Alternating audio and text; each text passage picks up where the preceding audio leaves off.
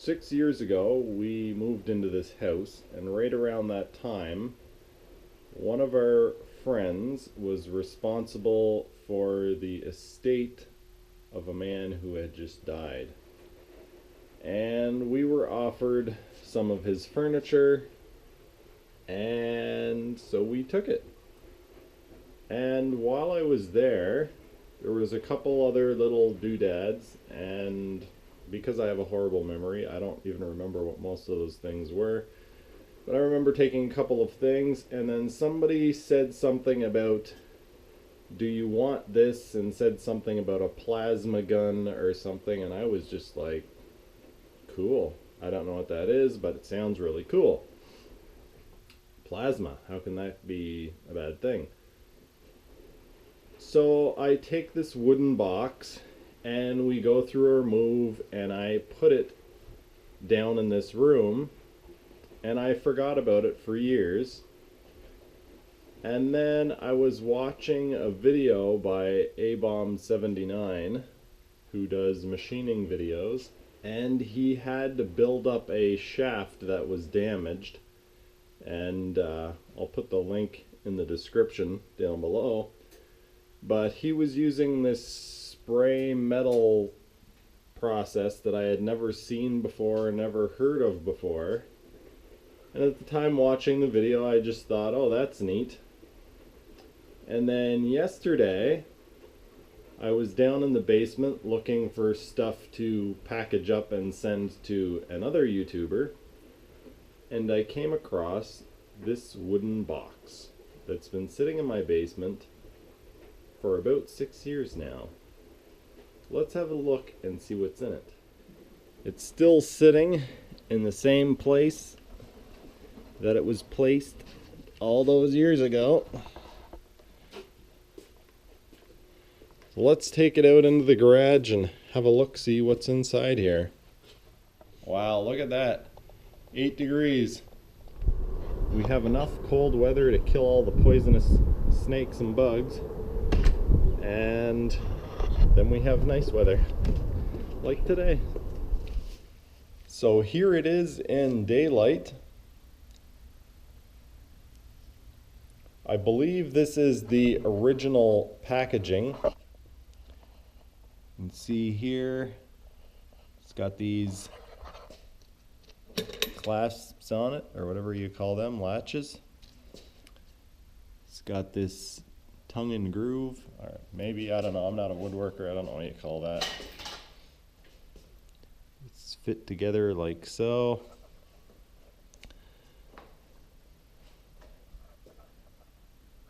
It has this hole cut in it that kind of doesn't look factory, but I can't say for sure. It has a leather carrying handle, which you definitely don't see these days, unless it's some kind of fancy briefcase. Flat head or standard head screws holding it all together.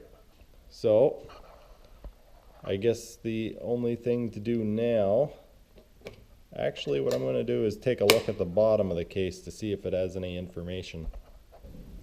Yeah, the bottom of it's unfinished and it has these little rubber feet. 2 of them are broken off. So now let's open it up and take a look inside. Now this one latch here is bent pretty good.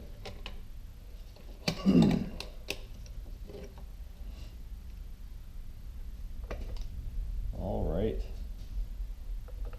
First things first, we have this important instructions, read instruction manual. I really doubt it, but that would be awesome if the instruction manual or owner manual was in behind here. Let's see. Looks like somebody's pried at this before, unsuccessfully. I wonder, is there any date on this?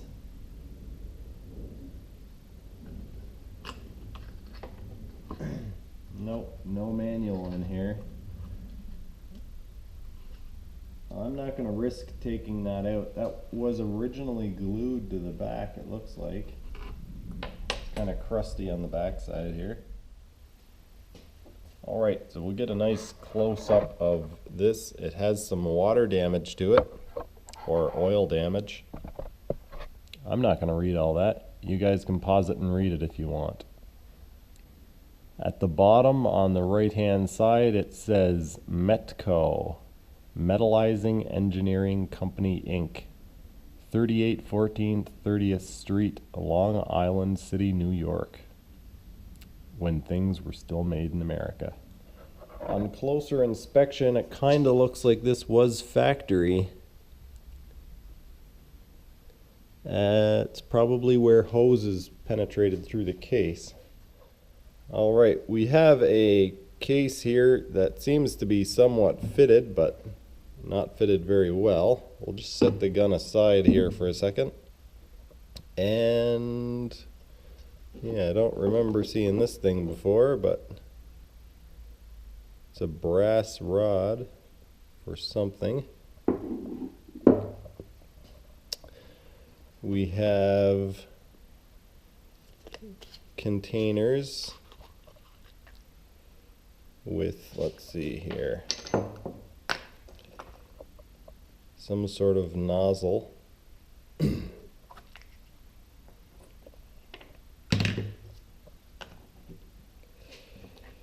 We've got another one of the same or similar. And then we've got this case which is empty. And another one of those cases, also empty. I think maybe they're supposed to hold these things. This looks like a torch tip for like acetylene, but a little different. And there are 4 of those. They look pretty gummed up. Very well used.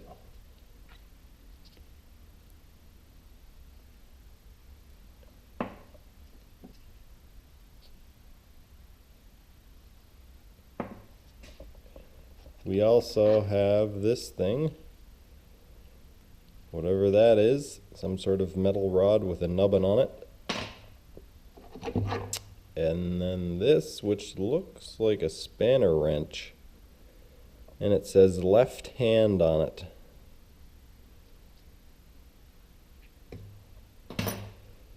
And then this, whatever this is the last item in it. Look at there, Metco gear grease. Cool. Use on taper valve. And it's pretty much all used up. Alright, so we'll put these back in the case. But before we do, I noticed that this one has markings on it. It says 1/8. It kind of looks like it's probably the size of the hole, 1/8 hole. And this one says 11. I don't know what that means.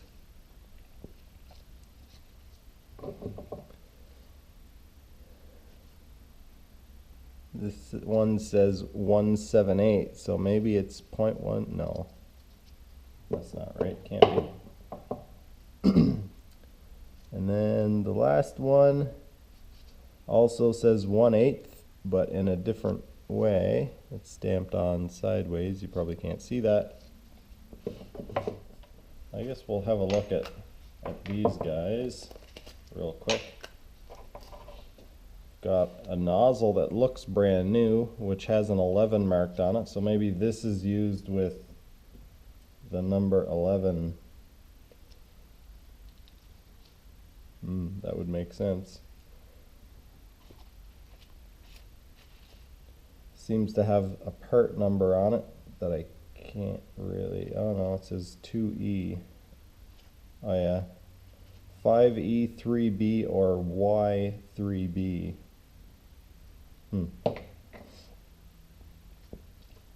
Anyway, this one has a lock ring on it, and it says 1/8.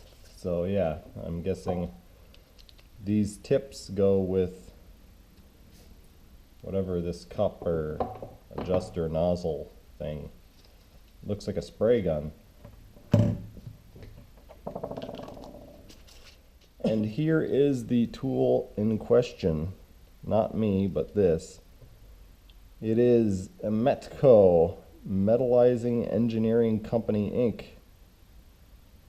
Controlled Power Unit. Long Island City, New York, USA. And then on the other side is the only real identification that I can see. It says Metco Metallizing Gun, Type 2E. Give you guys a nice close shot of that.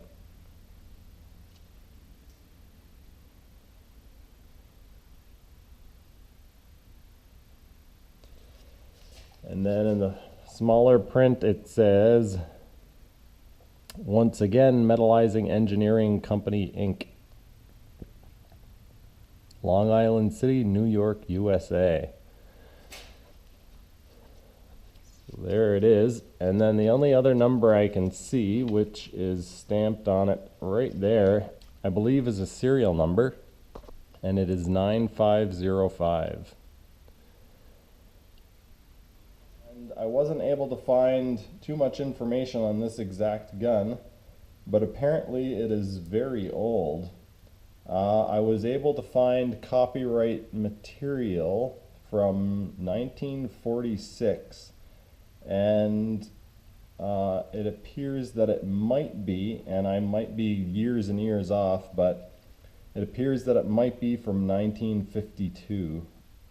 Not much information out there that I could find with a quick Google search on this product. I went to the company website, which still exists, but they don't have any kind of archive for old tools. We'll take a quick look and see if I can figure out how it operates.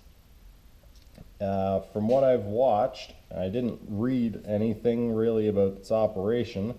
There is oxyacetylene that is fed to this, and then air pressure, and what happens is it's kind of like a MIG gun, or a MIG wire feed gun, and wire goes in through the back of it here, and we see this dial has fast and slow marked on it.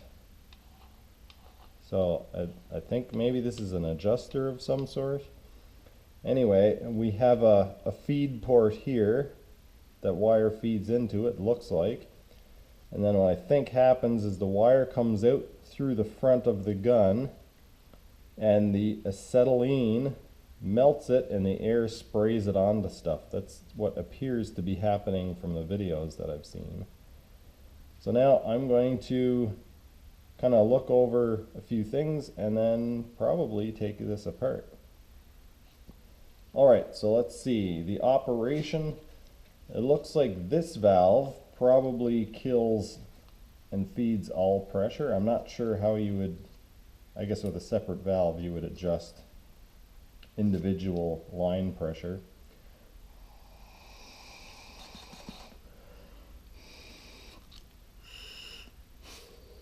Yeah, so this is a valve that controls feed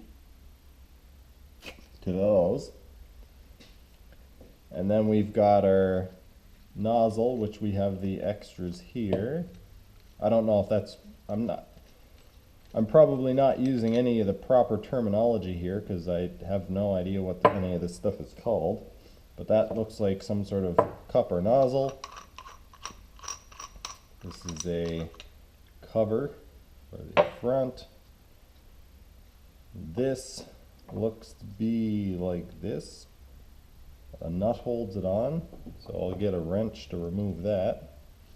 I guess before removing that, we'll see what this does. Okay, that's interesting. So it must have a motor in it or something, because this is a feed roller like you would have in a MIG welder. This has teeth on it for feeding wire through the front, and it seems to be geared, yeah, it's gear driven from that one. So the wire comes in through this piece in the back, Comes out through there, in between these two rollers, and then out through the front nozzle. And now that we've got this far and kind of figured that much out, I think in order to figure any more out, we may as well just take it apart. Alright, instead of a wrench, I've got the one-size-fits-all wrench. And we'll just pop this off. I have never had one of these apart before. In fact, this is only the second time I've ever seen one of these. So here is another 1/8, which must be very common because there's two more 1/8 nozzles or cups or tips, whatever you call them. Put this one back in there. I'll just throw everything into this parts bin as I take it off. And yeah, so what it looks like is the compressor air or compressed air would come in around the outside here. You can see there's a passage on the outside, and this brass body is shaped kind of like swirly. And then on the inside, I don't know if the camera can pick that up, but there's a couple of smaller holes. There's one through the middle, which the wire would come through. Right here. And then there is another hole right there, which I'm assuming the gases would mix and come through that hole. And that's what would make the heat to melt the wire. Let's take this front piece off here.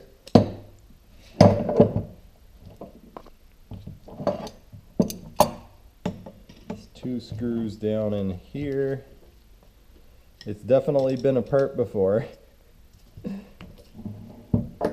These screws are a little bit chewed up, not too bad, but look at the head of that screw. Somebody didn't use a very good screwdriver, or it was really tight or something. That screw's in kind of rough shape.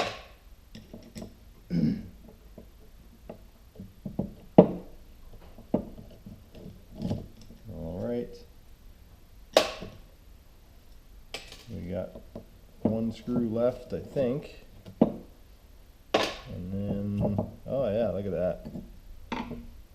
There's some grease on here between the brass piece and the aluminum body.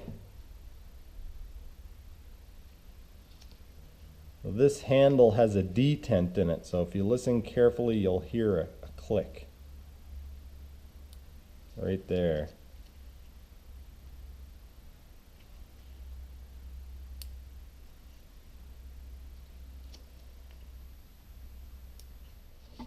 Alright, now what does this thing do? Does it come out?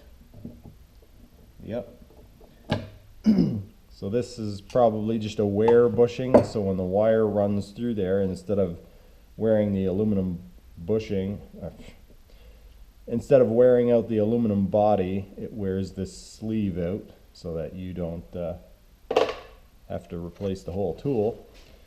Because that's how they used to do things. They used to make tools so that they were rebuildable and repairable. Yeah, that looks like some sort of dowel pin. See where it goes into the body. Yeah, just goes into the body there, so I don't think it's of any significance. Alright, just so that this thing stops flopping around, I'm going to take the hinge off. That's pretty neat. They actually have the hinge built so that it folds into itself. I'll show you what I mean in a second here. That probably wasn't the best words to use to explain that. I'll get rid of those screws. So it folds down, and then the knob on the top that holds it shut actually screws into the lower part of the hinge. That's pretty neat, I think.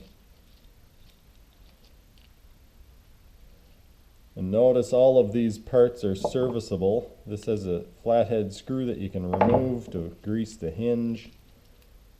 And this even has a pin and a screw so that you can remove this knob